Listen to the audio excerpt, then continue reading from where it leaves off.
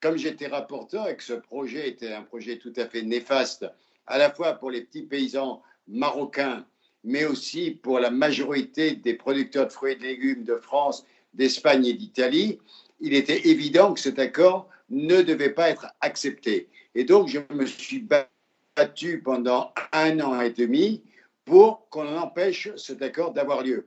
J'ai eu un soutien incroyable en Italie et surtout en Espagne de tous les agriculteurs en France, Confédération paysanne et FNSEA compris au niveau des producteurs de fruits et légumes.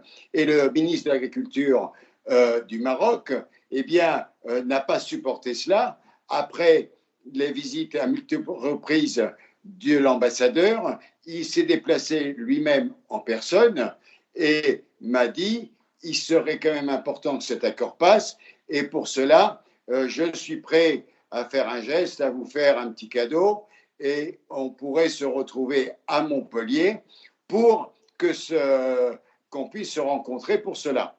Et donc, il m'a demandé de lui donner une adresse précise d'un café ou d'un restaurant ou d'un hôtel assez discret.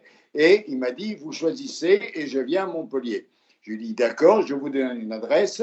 Il m'a demandé ça au téléphone pendant les vacances. Et à ce moment-là, eh bien, je lui ai donné une adresse. Il m'a dit, est-ce qu'il y a, je ne vois pas de restaurant ou d'hôtel dans cette rue.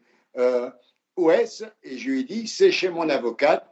Comme ça, les choses seront transparentes. Et la conversation, après un grand silence de sa part, le téléphone a été raccroché par le ministre de l'Agriculture.